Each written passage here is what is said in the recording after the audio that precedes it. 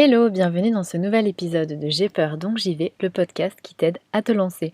Je suis Steph et aujourd'hui je suis un petit peu désolée pour ma voix. J'étais un peu enrouée ces derniers jours, donc du coup là ça va mieux, mais c'est pas non plus la grande folie. Donc si j'ai une voix un petit peu comme ça, c'est tout à fait normal, surtout vers la fin du podcast. Aujourd'hui on va parler d'un sujet qui est, je pense, très important et qui va beaucoup vous plaire. C'est comment se libérer du regard des autres et assumer à 100% ses choix de vie. Et cette semaine, j'ai envie de commencer par une question. Est-ce que ça vous est déjà arrivé de ne pas oser être vous-même, par exemple devant votre famille, devant vos collègues, devant des amis, devant des gens que vous ne connaissiez pas, de peur d'être jugé, de peur d'être critiqué, rejeté, peut-être désapprouvé aussi? Est-ce que ça vous est déjà arrivé? Ça peut être par exemple de cacher vos émotions, de faire semblant par exemple de ne pas être ému pour pas paraître faible alors qu'en réalité vous avez la gorge nouée. Ça peut être au travail aussi, vous avez peut-être, ça c'était mon cas totalement, avoir l'impression de jouer un rôle en fait face à ses collègues, de se faire toute petite pour éviter les problèmes. Ça peut être aussi, ne pas oser être spontané, de se retenir de chanter, de danser, d'exploser de joie parce que, voilà, vous voulez pas forcément être jugé par les autres, vous osez pas. Ça peut être ne pas oser dire ce qu'on pense vraiment, ne pas oser dire non aussi. Et puis autre exemple qu'on va plus explorer dans le podcast d'aujourd'hui d'ailleurs, c'est ne pas oser suivre une voie qui vous attire, ne pas oser, parler de vos choix de vie, pas oser dire ce que vous voulez vraiment dans la vie, et peut-être même faire comme tout le monde justement pour ne pas paraître différent, pour ne pas, être jugé, et donc ne pas oser finalement être vous-même à 100. Alors, si vous vous reconnaissez dans ce que je viens d'évoquer, sachez déjà que c'est tout à fait normal d'avoir peur du jugement, d'avoir peur d'être rejeté, d'avoir peur d'avoir honte en fait devant les autres, c'est tout à fait normal.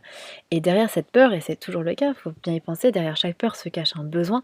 Et ici, en général, c'est un besoin d'être accepté, d'être reconnu par les autres, d'être aimé tout simplement par les gens autour de nous. Donc c'est un besoin tout à fait humain finalement. Et je le sais parce que, c'est des exemples qui viennent presque tous, ceux que je vous ai donnés avant, de ma vie à moi. J'ai été pendant très longtemps très timide, je me suis beaucoup bridée, et finalement je me suis pas autorisée à être moi-même pendant longtemps et c'est très douloureux en fait parce que, heu, quand on s'autorise pas à être soi, finalement, c'est comme si on se rejetait soi-même. C'est par peur d'être rejeté par l'autre, on se rejette nous-mêmes et c'est violent en fait. C'est comme si la personne que tu es vraiment, tu penses qu'elle est pas assez bien, tu penses que tu es pas assez bien pour être digne d'amour, pour être aimé tel que tu es et du coup, tu n'oses pas la montrer, tu n'oses pas afficher ce que tu penses vraiment, qui tu es vraiment, ce que tu veux vraiment, parce que tu penses qu'on ne t'aimera pas finalement. Et ça, c'est dur, c'est vraiment dur et c'est aussi pour ça, c'est après être passée par là moi aussi, que j'ai décidé de faire le métier que je fais aujourd'hui finalement, pour aider d'autres femmes à se libérer de tout ça, à oser être pleinement qui elles sont, parce qu'en fait personne ne peut le faire à leur place. Personne ne peut vous autoriser à être vous-même, à faire ce que vous avez envie, à suivre vos envies, à part vous-même. Et ce qui est souvent difficile pour elles, pour les personnes que j'accompagne, c'est justement le regard des autres, et notamment des proches, de leurs proches, sur leur choix de vie, sur leur changement de vie. C'est difficile en fait d'assumer devant des personnes qui vous connaissent ou qui pensent vous connaître, qui vous êtes vraiment parce que vous tenez à eux, vous n'avez pas envie d'être désapprouvé, critiqué, parce que ça ferait encore plus mal que si c'était un inconnu qui vous disait c'est n'importe quoi ma cocotte, tu vois. Et donc il y a cette peur des réactions des gens autour de soi et ça peut être parfois juste, on parle d'un projet, d'un rêve qu'on a et puis en retour on reçoit un regard dubitatif ou un sourire en coin. Mais rien que ça peut être destructeur en fait. Ou bien pire, ça peut être des paroles ironiques et décourageantes qui en fait te font vite comprendre que, tu rêves trop ma petite, que la vie c'est pas ça, que tu y arriveras pas, que c'est difficile et en fait, résultat, on se retrouve là avec nos rêves, réduits en poussière en moins de 10 secondes top chrono, avec l'impression, d'être, naïve, d'être stupide, d'être folle et franchement ça fait mal, ça fait douter et pour ne pas ressentir ça, pour ne pas ressentir ces émotions négatives, parce que ça fait mal en fait d'être, désapprouvé, d'être jugé, on apprend à se détacher de tout ce que nos proches, tout ce que la société, tous les gens autour de nous pourraient qualifier d'irréaliste, pourraient désapprouver, tout ce qui pour eux pourrait sortir des clous, et on apprend à se conformer. Et ça va encore plus loin, c'est qu'on commence nous-mêmes à rationaliser tout ça en se disant quand on pense à un projet, qui nous tente trop comme, je sais pas, devenir prof de yoga, ouvrir un café littéraire, enfin voilà des choses, qui sortent de la vie qu'on s'est créée, à cet instant-là. Et on va avoir des pensées du type: «Mais c'est impossible, de toute façon j'ai pas le temps, j'ai pas assez d'argent, c'est trop tard, je suis trop vieille, je suis trop jeune, j'ai pas fait assez d'études, je suis pas assez douée». Plein de pensées qui sont en fait des croyances et on travaille énormément dessus, heu, en coaching pour justement essayer de vérifier est-ce que, c'est vrai tout ça? Ou est-ce que ce sont, des choses qui bloquent pour avancer, et pour faire ce que vous avez vraiment envie? Et en fait toutes ces choses-là, bah, ça permet de rationaliser et puis de ouais, se convaincre que, c'est vrai, tout simplement. Et du coup, on n'ose plus assumer nos envies, on n'ose plus assumer nos rêves et en fait, on n'ose plus assumer qui on est vraiment, parce que c'est ça qu'il y a derrière. Par peur d'être jugé, par peur d'être ridiculisé. Et c'est normal en fait, ça veut pas dire qu'on est faible, c'est un mécanisme de survie qui est encodé dans notre cerveau depuis toujours. Si tu es, chassé de la tribu, quand tu es un homme préhistorique et que tu te retrouves tout seul, ben, tu meurs parce que tu as besoin du groupe pour chasser, pour survivre en fait. Donc on a cet instinct de survie qui est de se conformer pour ne pas mourir. Sauf qu'aujourd'hui, si tu es rejeté, si tu es, critiqué, ce qui n'arrive pas si souvent que ça et on s'en rend compte plus tard quand on ose vraiment incarner qui l'on est vraiment. On se rend compte souvent que tout se passe bien, mais bref, c'est un autre sujet. On se rend compte qu'on va pas en mourir et pourtant le cerveau met encore en place ses mécanismes de défense alors qu'on n'est plus en train de chasser les mammouths, quoi.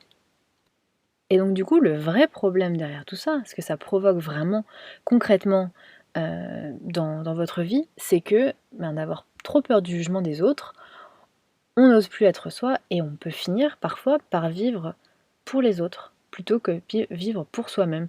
Et on peut parfois faire des choix de vie qui sont en décalage complet avec nos besoins et nos valeurs, mais qui du coup collent à ce qui est attendu de nous, et on reste dans la norme alors qu'en fait ça ne nous rend pas heureux.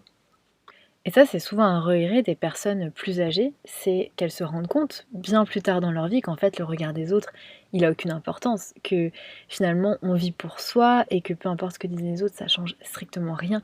Mais on s'en rend compte bien plus tard et parfois quand c'est trop tard, quand, la vie elle est entre guillemets «passée» et ben, ça peut créer d'énormes regrets.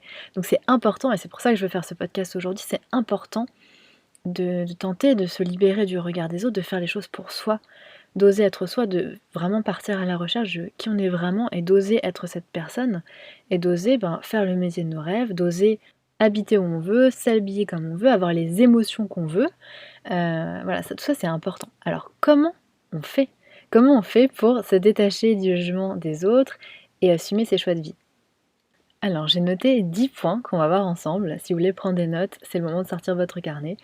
Et j'espère en tout cas que ça va vous aider, ben, à vous libérer comme moi ça m'a libérée, parce que tous ces points-là, c'est des choses que moi j'ai appliquées dans ma vie et qui m'ont énormément aidée et j'espère que, ben, on pourra, tous ensemble, danser et chanter. Moi, c'était vraiment les trucs qui m'ont j'ai toujours pensé que j'étais coincée ou timide et cetera et en fait, c'est juste que je m'autorisais pas, j'avais trop peur du regard des autres et aujourd'hui, le fait de pouvoir chanter devant des gens, ça paraît bête, hein, mais c'est, une énorme libération. Le fait d'oser avoir des émotions et d'oser dire ce que je pense aussi, de manière bienveillante, sans, oui, sans craindre en fait ce qu'on va me répondre ou qu'on ne m'aime plus. C'est une libération, en fait. Donc j'espère vraiment, vraiment que, bah, que ce podcast, saura vous aider. Alors c'est parti. Premier point, c'est développer sa connaissance de soi. Alors ça paraît évident, ça paraît bateau, mais en fait, être bien au clair sur qui l'on est, ce qu'on veut, nos valeurs, nos talents, nos aspirations profondes, nos limites aussi, bah, ça permet finalement d'avoir un sentiment d'identité qui est fort. Si on doute, si on n'est pas sûr de nos choix, si on n'est pas sûr de ce qu'on veut, si on se laisse beaucoup influencer par les autres finalement, alors après, attention, être flexible, c'est super important. C'est aussi important, hein, d'être flexible, d'écouter, le bon feedback qu'on nous donne, et cetera. Mais en tout cas, savoir vraiment quelles sont vos valeurs à vous, ce qui est important pour vous. Ça, personne ne le sait mieux que vous, personne ne peut vous le dire. Donc c'est important en fait d'être bien au clair, de bien se connaître profondément, de faire un vrai travail d'introspection, justement pour se sentir sûr de soi et réussir à assumer nos choix de vie parce qu'on sait profondément que c'est ce qui nous rendra heureux. Et pour vous aider justement dans ce travail d'introspection, j'ai créé un workbook avec, alors il fait une dizaine de pages, où justement il y aura plein de questions pour vous aider justement à vous poser les bonnes questions pour découvrir qui vous êtes vraiment, ce qui est important pour vous, quels sont vos talents, quelles sont vos aspirations dans la vie. Il est gratuit et je mettrai le lien dans la description si vous voulez du podcast. Vous pouvez le télécharger du coup gratuitement. Deuxième point, c'est de réfléchir à ce que ça vous coûte. De continuer dans une vie qui ne vous correspond pas, qui ne vous correspond plus. Qu'est-ce que ça vous coûte en fait de ne pas oser être vous-même? À côté de quoi vous passez quand vous n'osez pas être vous-même? Parce que se sentir critiqué, jugé, rejeté, ça fait mal, ça a un coût, c'est difficile. Mais peut-être que en n'osant pas être vous-même, vous perdez aussi quelque chose. Et ça, c'est important aussi de le voir, de le conscientiser, de le noter noir sur blanc, et je vous invite aussi à le faire en exercice de journaling, parce que ça peut vraiment faire un électrochoc pour vous motiver à oser être vous. Parce que peut-être que dans la balance, vous allez vous rendre compte que le risque d'être critiqué, rejeté, voilà, et le risque de passer à côté de votre vie et de votre bonheur et de faire vraiment, de se limiter, de se brider, en fait, voilà, la balance penche plus d'un côté que de l'autre. En tout cas, moi, cette question, elle m'a beaucoup aidée et je vais encore reprendre cet exercice simple de la danse. J'avais peur, donc il faut savoir que dans ma famille, tout le monde danse, il y a même des danseurs pros, heu, tout le monde danse très bien. Du coup, quand il y a des mariages, tout le monde danse et cetera, et moi, j'ai toujours été la seule qui restait assise, qui bougeait pas, qui refusait d'aller danser, qui était, raide comme un bâton, et j'avais peur d'être ridicule parce que, je savais pas danser, mais en même temps, forcément, si je pratiquais pas, je pouvais pas m'améliorer. Donc j'avais peur d'être ridicule, d'être jugée, alors qu'au final, c'est ma famille. Bref, ça c'est parfois ce qu'on imagine dans notre tête, ça peut aller super loin, et donc cette peur-là, je l'ai confrontée, finalement, à mon malaise que d'être assise, d'avoir envie moi aussi de m'amuser et de ne pas me le permettre. Et puis je pensais à mon objectif, finalement, dans cette situation. Quel était mon objectif? C'était de m'amuser, c'était de profiter, c'était de passer du bon temps avec ma famille. Et au final, c'était pas ce que j'étais en train de faire, au contraire. Et puis en plus, quand je n'osais pas aller danser, dans ma tête, je me disais: mais vas-y», puis il y avait ce combat interne et j'arrivais pas à oser être moi. Et autre exemple, par exemple de rester dans un job qui vous correspond pas, qui vous correspond plus, où vous avez toujours été, la bonne élève, vous avez toujours fait ce qu'il fallait et finalement vous n'avez pas vraiment choisi cette carrière-là à 100. Vous vous rendez compte aujourd'hui que c'est pas ce qui vous correspond. Pareil, demandez-vous, à côté de quoi vous passez en n'osant pas faire quelque chose qui vous correspond vraiment? Parce qu'il y a aussi ça, parfois on peut avoir peur, d'annoncer à notre famille que finalement, on change. Ils vont, venir avec beaucoup de peur, et que ce soit financière, que ce soit: «Mais c'est difficile, comment tu vas faire pour payer le loyer?» Enfin plein, plein de choses comme ça. Donc on peut avoir peur de s'exposer à cette critique, on peut avoir peur de leur regard, mais c'est se demander: qu'est-ce que ça nous coûte de ne pas s'y exposer? Ça peut vraiment libérer beaucoup de choses. Bref, vous me direz des nouvelles de cette petite question si vous l'utilisez. Troisième point, c'est de développer votre confiance en vous et votre capacité à faire des choix justes pour vous. Donc c'est vraiment, faites-vous confiance en fait. Vous savez mieux que personne qui vous êtes, ce qui est bon pour vous. Si vous n'êtes pas encore sûr, c'est le moment de prendre votre carnet, d'écrire tout ce qui vous vient, de faire un vrai travail d'introspection, de me contacter aussi parce que ça fait partie des programmes que je propose en coaching. Mais vraiment, prenez le temps déjà de le faire vous, en vous posant, des questions. Mais vraiment, oui, faites-vous confiance parce que vous savez mieux. Vous avez une intuition, vous avez en vous les ressources pour savoir, ce qui est bon, ce qui est juste pour vous. Donc évidemment que développer sa confiance en soi, c'est hyper important pour se libérer du regard des autres puisque, on n'en a plus rien à faire presque, quand, nous on a confiance en nous, qu'on sait ce qui est bon pour nous, qu'on sait ce qu'on veut. On a confiance en nous et donc le regard des autres au final, voilà. Quatrième point, c'est d'être au clair sur ce qui motive vos choix et d'avoir un plan d'action. Et ça, c'est important notamment si vous allez annoncer un choix de vie, un changement de carrière, une reconversion pro à votre famille. Ça peut être quelque chose de bien à faire, mais de toute manière, dans tous les cas, être bien au clair sur vos motivations, sur votre pourquoi, c'est essentiel, puisque c'est ce qui permet de garder la motivation. Alors, ce que je vous invite à faire, c'est à faire une liste des raisons pour lesquelles vous décidez de faire ce choix de vie. Donc vraiment bien ancré. Pourquoi? Qu'est-ce que vous allez ressentir?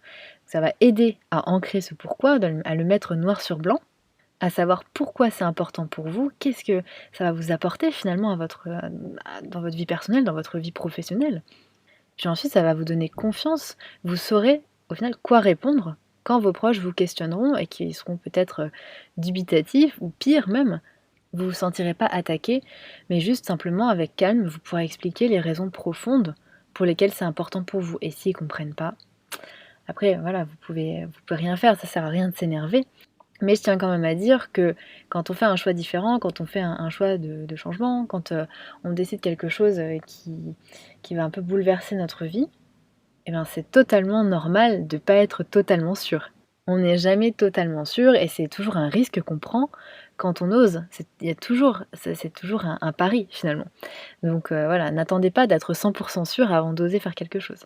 Bref, 5e point que je vous propose, c'est d'imaginer, et ça c'est vraiment important, c'est imaginer en fait les conséquences réelles d'être jugé ou rejeté. Qu'est-ce qui se passerait vraiment si vous étiez, si vous deveniez un paria, si vous étiez critiqué, si vous étiez jugé? Déjà souvent, je l'espère en tout cas, vous allez peut-être vous rendre compte que les gens autour de vous sont sans doute bienveillants, qui veulent votre bonheur, que peut-être s'ils critiquent un de vos choix, c'est parce qu'ils ont peur pour vous aussi, ça c'est important de le rappeler. Et puis vous allez peut-être aussi vous rendre compte que même si vous devenez un paria, vous trouveriez peut-être, des choses positives, que même dans le pire des scénarios, vous trouveriez des nouvelles opportunités, des avantages à la situation. Imaginons que vraiment, tout se passe mal et que vous soyez rejeté et que plus personne ne veuille de vous. OK, ça paraît horrible comme ça, mais imaginez que si ça arrive, vous pourriez peut-être, en profiter pour refaire votre vie au Mexique, qui est peut-être un autre rêve que vous avez. Voilà, toujours pour vous dire que c'est important, vraiment, d'imaginer les conséquences réelles, d'imaginer ce dont vous avez peur. Qu'est-ce qui se passerait si votre peur devenait réalité? Mais vraiment, et je sais que ça peut être très inconfortable parfois, mais en fait, ça, souvent un énorme soulagement quand on se rend compte que c'est pas si terrible et que vous arriverez à surmonter ça. 6e point, c'est très important aussi, c'est de ne pas faire de suppositions sur ce que l'autre va penser. Ne pas essayer d'imaginer en fait, comment les personnes vont réagir, ce qu'ils vont penser. Ne pas imaginer d'avance ce qu'on va penser de vous, qu'on va vous juger, qu'on va vous trouver comme ci ou comme ça. Parce qu'en fait, c'est impossible. Vraiment, quand on y pense vraiment, c'est impossible d'être dans la tête d'une autre personne. Et puis, il faut se rappeler que cette personne, elle pense pas comme vous en fait. Elle a une manière de réfléchir qui est différente de la vôtre. Et même si c'est une personne très proche de vous, vous pensez que vous partagez beaucoup de choses, il faut jamais oublier que chacun a sa perception de la réalité, a ses peurs à lui, a ses valeurs à lui. Et même vos amis proches peuvent avoir des valeurs différentes de vous. Ils ont leur expérience de vie, leurs croyances, leurs besoins qui sont différents des vôtres. Et c'est à partir de toutes ces choses que une personne pense des choses, se fait une opinion, et ça vous pouvez pas le prévoir en fait, parce que vous n'avez pas tous les éléments qui forment sa pensée. Donc essayez de faire des suppositions de ce que l'autre va penser, ça peut être, super, dangereux et inutile aussi. Donc ça peut créer vraiment beaucoup d'anxiété que d'essayer de s'imaginer ce que l'autre va penser. Donc essayez si vous avez tendance à le faire, à vous dire: «Non, c'est pas possible, je ne suis pas dans sa tête, je peux pas imaginer», et ça peut vraiment vous soulager finalement et d'attendre aussi et puis parfois, plutôt qu'imaginer aussi ce que l'autre est en train de se dire ou ce qu'il pense de vous, ça peut être bien et ça c'est pas toujours simple d'avoir le cran de demander à une personne ce qu'elle pense. Parce que aussi on a peur de son vrai feedback. Mais ça peut être intéressant parce que souvent ça peut déminer une situation où vous imaginez qu'elle se dit des trucs horribles alors qu'en réalité pas du tout. Et je suis sûre qu'on a tous des exemples comme ça dans la vie. 7e point, c'est un point un petit peu différent, mais que j'ai envie d'aborder avec vous parce que c'est important. Si vous avez envie d'annoncer un choix de vie, quelque chose d'important à vos proches, notamment, du style coucou maman, coucou papa, je change de job, je déménage. Et c'est le genre d'annonce qu'on peut redouter à tous les âges. Parfois, on peut partager quelque chose avec eux et puis recevoir en retour des réflexions du type «Oh là là, mais tu fais une grosse bêtise» ou «Mais tu rêves», enfin bref, des réactions, qui sont pas forcément celles qu'on espérait, on peut se sentir blessé. Et le risque, c'est, ben, de se braquer, c'est peut-être de se mettre sur la défensive ou d'adopter des positions un peu radicales, en fait, pour tenir face à l'autre. Et c'est vraiment le moment clé où c'est là où c'est important finalement pour avoir le soutien de vos proches. C'est à ce moment-là, même si eux peuvent avoir des réactions virulentes, ben, de vous garder l'esprit ouvert, de rester, assuré, voilà, de garder cette confiance en vous et d'être bienveillant. Même quand on ose être soi et qu'en retour on reçoit des jugements, de l'incompréhension. C'est pas facile, mais c'est important aussi. Bref, 8e point. Et là, ça mériterait aussi un podcast entier, mais je vais essayer d'être rapide sur ce point. Le 8e point, c'est de se rappeler que le jugement des autres n'est jamais à propos de soi. Quand les autres vous jugent, Et ça, c'est pas toujours facile à accepter. C'est jamais sur vous, en fait. Et s'il y a un truc presque que je voudrais que vous reteniez de ce podcast, c'est ça. C'est que c'est pas à propos de vous, c'est toujours à propos d'eux-mêmes. C'est-à-dire que les autres projettent toujours sur nous, quand ils nous jugent, leurs valeurs à eux, leurs normes à eux, de ce qui est acceptable ou pas, leurs peurs. Par exemple, si votre meilleur ami vous dit que faire un tour du monde à vélo, c'est une trop mauvaise idée, que c'est dangereux, etc., elle parle pas de vous, elle parle pas de vos compétences à vous, mais elle parle d'elle. Elle parle de ses peurs à elle parle de sa réalité à elle, ou dans sa réalité à elle, faire un tour du monde en vélo, ça dépasse les limites de ce qui est possible, de ce qui est acceptable. Ça peut vouloir dire qu'à elle, ça lui ferait peur qu'elle, elle se sentirait pas capable, que pour elle, la stabilité, par exemple, dans sa vie, c'est une valeur qui est importante, plus que la liberté de faire un tour du monde à vélo. En fait, ça signifie pas que c'est pas possible pour vous. Et ça, c'est bien important à chaque fois de se rappeler que quand quelqu'un vous fait une critique, c'est à partir de son système de valeurs à lui, de ses valeurs à lui, de ce qui est acceptable pour lui ou non, et ça veut rien dire sur vous. Et ça, vraiment, c'est libérateur. Je vous jure, je pourrais faire un podcast entier là-dessus, mais voilà, j'espère que mon résumé est clair, vous me direz dans les commentaires ou sur Instagram, n'hésitez pas à m'écrire. Et on passe au 9e point. Avant-dernier point que je veux aborder avec vous aujourd'hui, c'est d'identifier le feedback constructif parmi les remarques et les critiques. Ça peut être positif, ça peut être négatif, et c'est important en fait de réussir à accueillir les remarques, à accueillir les critiques qui peuvent vous être utiles, qui peuvent vous aider à évoluer, qui peuvent vous donner un autre point de vue, un changement de perspective finalement, qui puisse vous aider et vous faire poser les bonnes questions. Ça, c'est important aussi. Et enfin, 10e point, pour se libérer du regard des autres, pour se libérer des critiques éventuelles et assumer complètement qui l'on est, c'est d'arrêter de se justifier. Les autres ont le droit de donner leur avis, de ne pas être d'accord, de ne pas comprendre vos choix de vie, de pas adhérer. Mais au final, en fait, on n'est plus des enfants, on est des adultes. On n'a pas à se justifier, même auprès de nos proches. Vraiment, ça c'est... On n'a pas à se justifier de la manière dont on mène notre vie.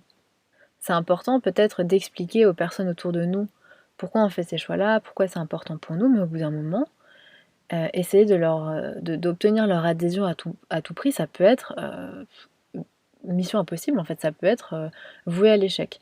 Vous êtes l'experte de votre vie, vous êtes responsable de votre bonheur, donc les choix que vous faites, la personne que vous êtes et que vous décidez d'assumer, et vous savez mieux que tout le monde ce qui est important pour vous et ce qui va vous rendre heureuse.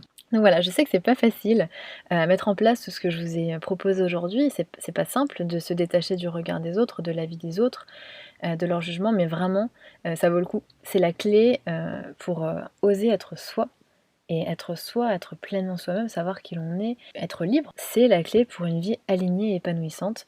Et j'espère, enfin c'est tout ce que je vous souhaite en fait. Donc j'espère vraiment que ces conseils vous aideront sur votre chemin. Et si vous souhaitez aussi passer au niveau supérieur et être accompagné dans ce cheminement-là, je suis là pour vous aider aussi à travers mes accompagnements, pour vous proposer des outils, des techniques, des exercices pour aller plus vite, pour vous aider finalement sur ce chemin-là de manière efficace, concrète, pratique. Ça, c'est vraiment, comme je vous le disais au début, c'est un sujet qui me tient extrêmement à cœur, donc je suis très heureuse d'aider des femmes qui ont cette même volonté d'être authentiques, d'être pleinement elles-mêmes. Donc si ça vous parle, n'hésitez pas à réserver un appel découverte avec moi. C'est un appel gratuit, vous pouvez me parler de votre situation, de vos problématiques et voir tout simplement si je peux vous aider. Je mettrai le lien dans la barre d'infos, enfin dans la petite description du podcast. Et je vous dis à dans 2 semaines. Ciao!